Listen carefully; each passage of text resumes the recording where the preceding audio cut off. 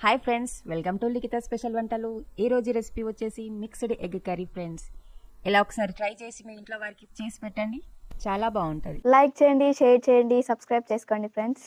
ముందుగా మనం mixie box తీసుకోవాలి ఫ్రెండ్స్. అందులో 1 కప్ ఉల్లిపాయ ముక్కలు, హాఫ్ కప్ టమాటా ముక్కలను వేసుకోవాలి. వేసుకొని 1 నిమిషం పాటు ఇలా మిక్స్ చేసుకోవాలి ఫ్రెండ్స్. అందులో ఇప్పుడు మనం 3 గుడ్లని కొట్టుకోవాలి. మీరు కావాలనుకుంటే ఇంకో గుడ్డు కూడా ఎక్స్ట్రా తీసుకోవచ్చు.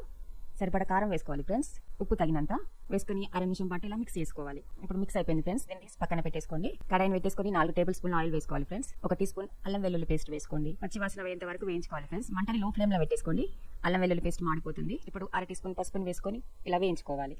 మనం మిక్సీ పట్టుకున్న ఈ గుడ్ల మిశ్రమాన్ని ఇందులో వేసేసుకోండి ఫ్రెండ్స్. కొద్దిగా కొత్తిమీర వేసుకోవాలి పైన, ఫ్లేవర్ బాగుంటుంది ఫ్రెండ్స్. మనం గట్టిగా కలిపేసుకుంటే ఇలా ముక్కలుగా రాదు, విడిపోతుంది.